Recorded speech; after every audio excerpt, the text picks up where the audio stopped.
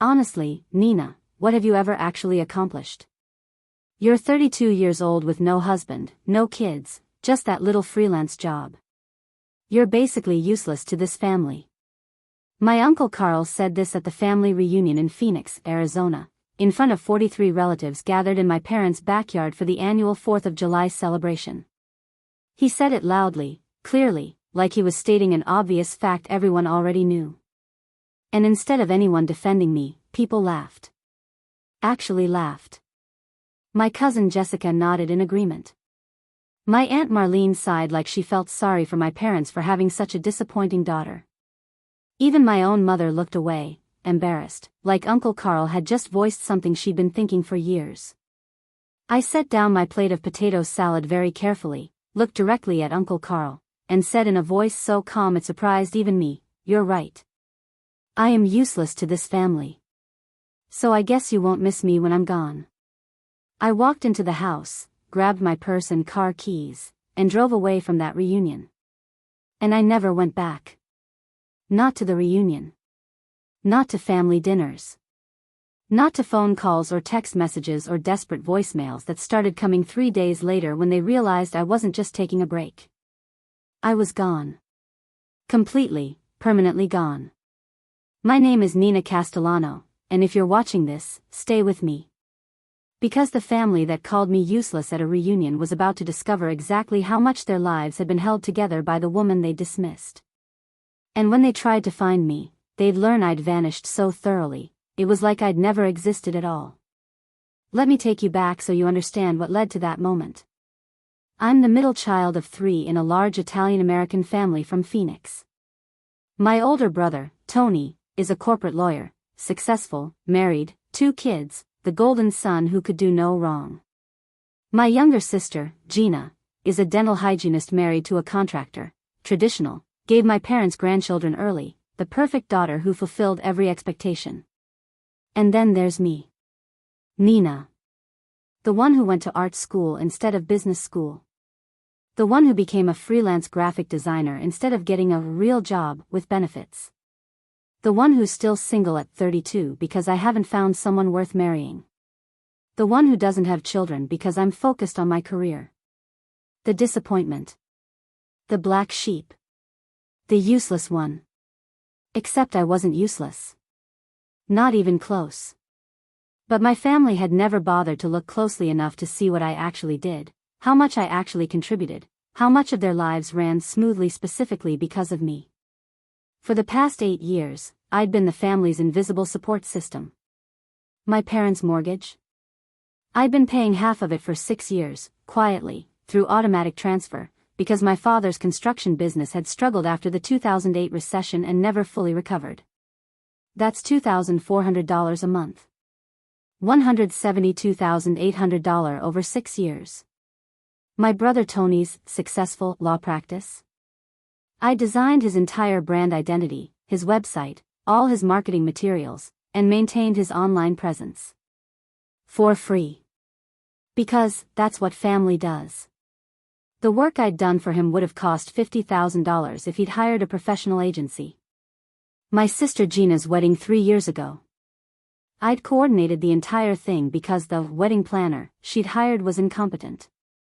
I'd spent 4 months of my life making sure her day was perfect, working for free while also managing my actual paying clients. A professional coordinator would have charged $15,000. My grandmother's medical appointments? I drove her twice a week for 2 years because everyone else was too busy. Uncle Carl's taxes? I'd been doing them for 5 years because he didn't want to waste money on an accountant. My cousin Jessica's college application essays? I'd edited all of them, helped her get into Arizona State. My Aunt Marlene's Etsy store? I'd set up the whole thing, designed her logo, taught her how to manage inventory. On and on and on. 8 years of free labor, free expertise, free time, free money. Tens of thousands of dollars in services. Hundreds of hours of work. All given freely because they were family, because I thought that's what you did, because I believed that eventually, they'd see my value and appreciate me. But they never did. Because I was Nina. The artsy one. The one without a real career. The one who wasn't married or producing grandchildren. In their eyes, I was a failure. And failures don't get credit for what they do. They get criticized for what they don't do. At every family gathering, I heard the same refrains. When are you going to get a real job, Nina? Don't you want children? You're running out of time. Your cousin Rachel just bought a house with her husband. When are you going to settle down? Freelancing isn't a career, it's a hobby. Never, thank you for paying half the mortgage. Never, thank you for the free professional work. Never, thank you for showing up every single time we needed something. Just judgment. Just disappointment. Just constant reminders that I wasn't living the life they'd decided I should live. And I'd swallowed it. Accepted it. Kept showing up. Kept helping.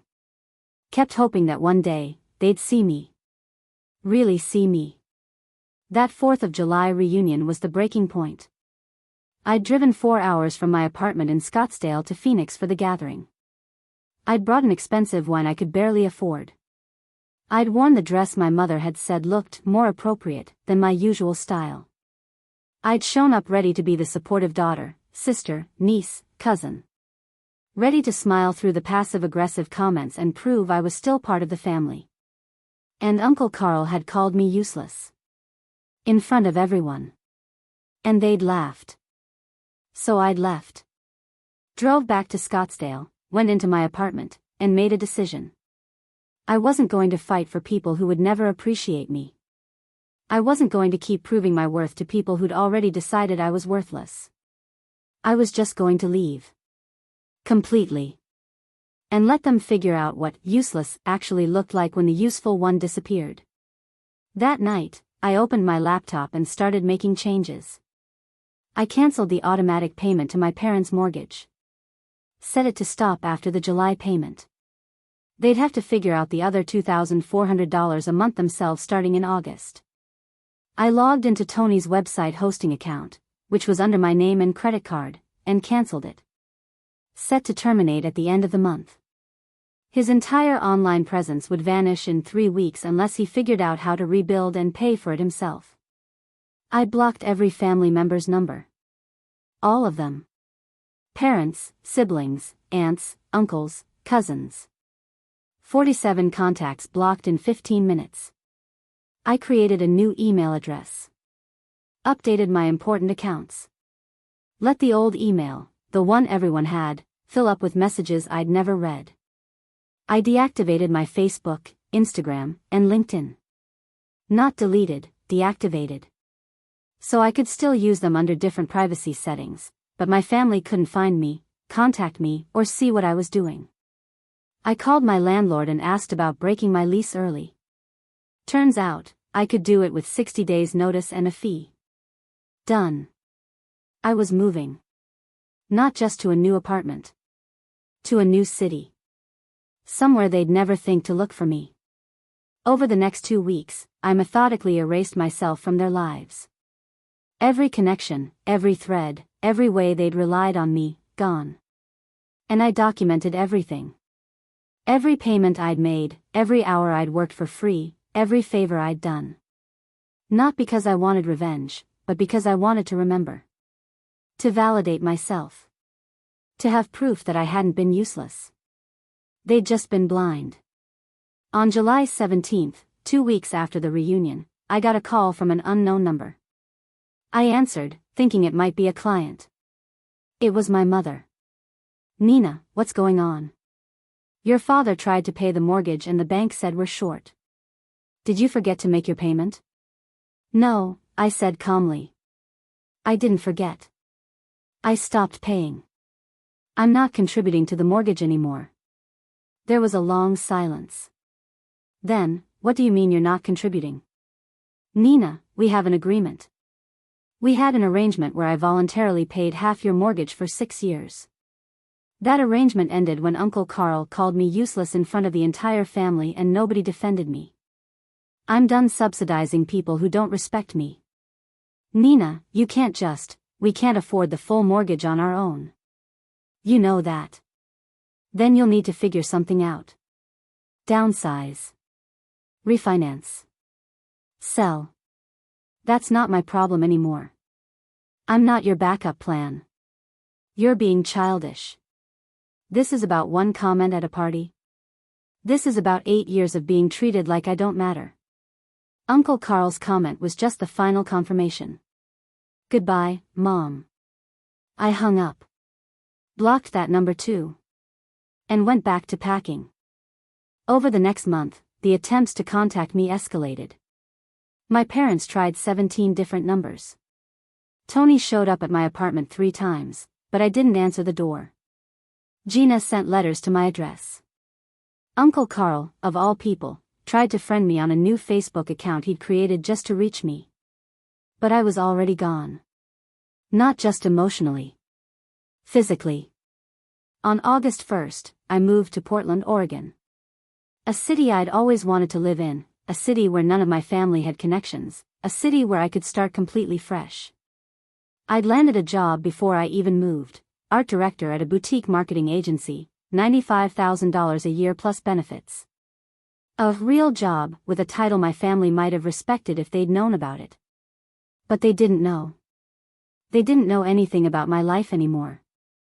And that was exactly how I wanted it. My new apartment in Portland's Pearl District had exposed brick walls and huge windows with a view of the city. I furnished it exactly how I wanted, modern, minimalist, full of art I'd collected over the years. No family photos. No reminders of Phoenix. Just a space that was entirely mine. I made new friends. Joined a creative professionals networking group. Started dating someone I met at a gallery opening. Built a life that had nothing to do with the family that had dismissed me. Meanwhile, according to my one remaining connection to Phoenix, my childhood best friend Rachel, who wasn't related to my family and who I'd trusted with my new number, things were falling apart. Tony's website went offline. Clients couldn't find him. His online booking system disappeared. He tried to rebuild it himself, but he didn't know the first thing about web design or SEO. He'd hired someone to fix it, and they'd quoted him $30,000. He was furious, claiming he'd been scammed. Rachel told me this over coffee during a visit to Portland. He keeps saying you sabotaged him. Like you were obligated to maintain his website forever for free. My parents were struggling with the mortgage. They'd tried to refinance but their credit wasn't good enough. They were considering selling the house they'd lived in for 30 years. My mother had called Rachel, hoping she'd know where I was, begging her to convince me to stop being dramatic and help them. Rachel had told her she had no idea where I was. She was a good liar. Gina's second baby was born in September. She'd expected me to throw her a baby shower like I'd done for her first child. When I didn't show up, didn't respond, didn't acknowledge the pregnancy at all, she'd had a meltdown. Posted on Facebook about fake family members who abandon you when you need them most. The irony was lost on her. Uncle Carl's taxes were a disaster. He'd tried to file them himself using TurboTax and had apparently done them wrong. He was now being audited by the IRS. He owed back taxes plus penalties. When my Aunt Marlene mentioned to Rachel that Carl was looking for Nina to fix this, Rachel had laughed in her face. Why would Nina help the man who called her useless in front of everyone? That was just a joke, Marlene had said. He didn't mean anything by it. It didn't sound like a joke to anyone who was there, Rachel had replied. In October, my mother showed up at my old Scottsdale apartment. The new tenants called the police when she refused to leave, insisting her daughter lived there and they needed to tell her it was an emergency. When the police explained I'd moved months ago, she'd broken down crying in the parking lot. The new tenants told the landlord, who told Rachel, who told me.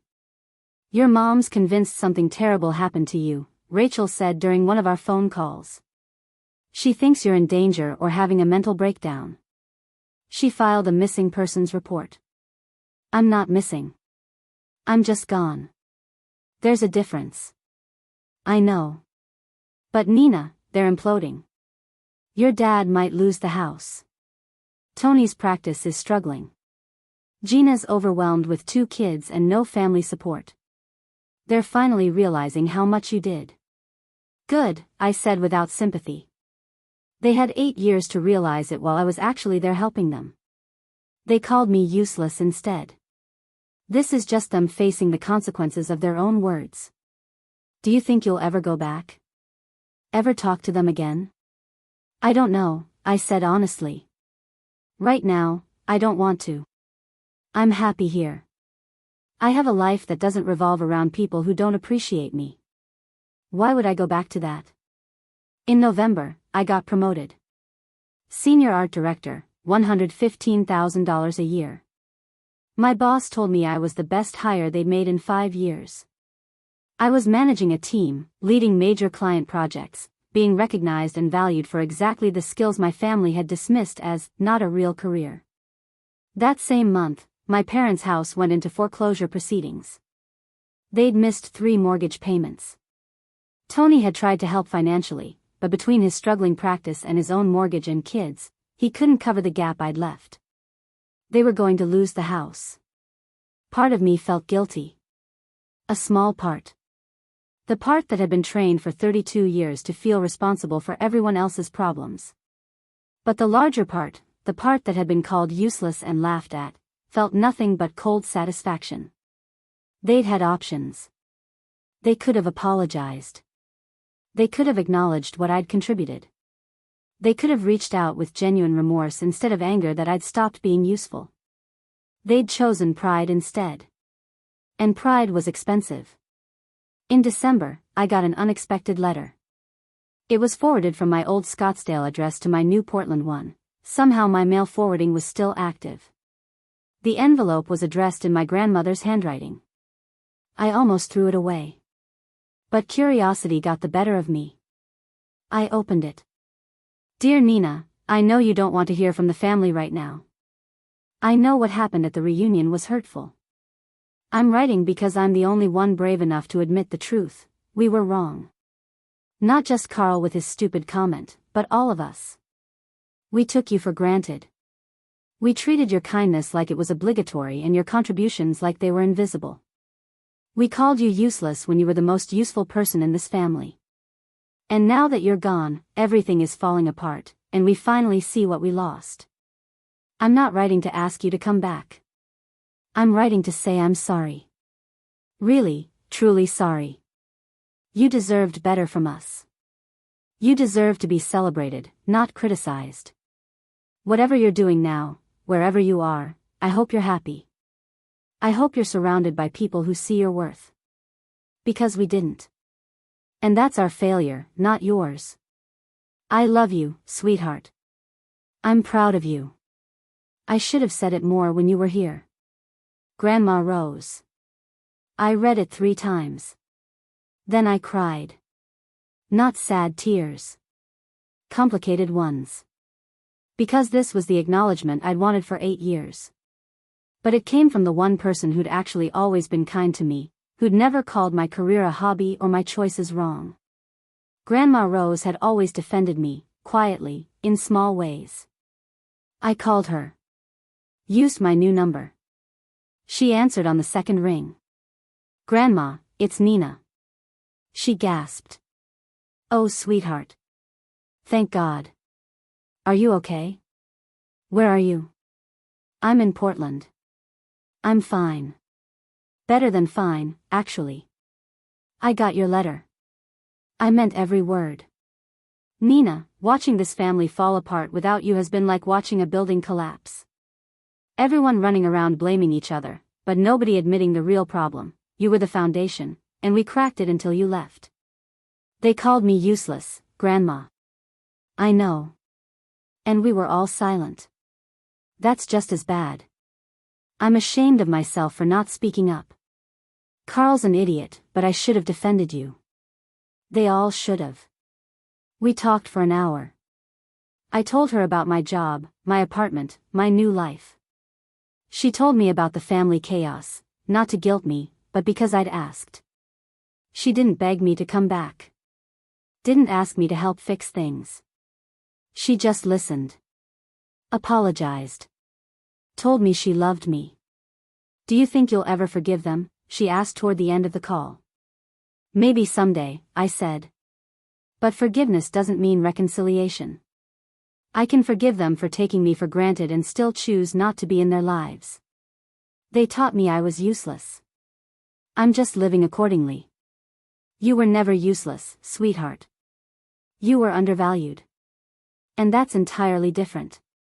After we hung up, I sat in my Portland apartment looking out at the city lights and thought about what she'd said. Undervalued. That was exactly it. I'd given them everything, and they'd valued it at nothing. So I'd taken it away. And now they finally understood its worth. In January, almost 6 months after I'd vanished, I got a voicemail from my mother. I don't know how she got my new number, probably Grandma Rose, who I'd given permission to share it only with my parents if they genuinely wanted to apologize, not demand I fix their problems. Nina, it's Mom. I know you probably don't want to hear from me. I know I don't deserve your time. But I need to say this. I'm sorry. I'm so sorry. We lost the house. We're moving into a rental next month. Tony's barely speaking to your father and me because he blames us for not appreciating you more. Gina's overwhelmed and finally understands how much you did for her wedding and her first baby that she never thanked you for. Uncle Carl, he's going through financial hell, and he knows it's karma. Everyone knows. We all know. You weren't useless, Nina. You were essential. And we were too stupid and ungrateful to see it until you were gone. I'm not asking you to come back. I'm not asking you to help us. I'm just asking if maybe, someday, you might be willing to talk to us again. Not because we deserve it. But because we miss you. I miss you. I miss my daughter. The real one, the one I never appreciated enough. I love you, Nina. I should have said it more. I should have shown it more. I'm sorry. I saved the voicemail. Didn't delete it, didn't respond to it. Just saved it. Because maybe someday, I'd be ready to have that conversation. But not now. Not yet. For now, I was busy being the successful, valued, appreciated person I'd always been but my family had never seen. I was the senior art director at a thriving agency. I was the girlfriend of a kind, supportive partner who thought my career was fascinating. I was the friend people actually showed up for because I'd learned to surround myself with people who gave as much as they took. I was everything I'd always been. But now, I was those things in a place where people actually noticed.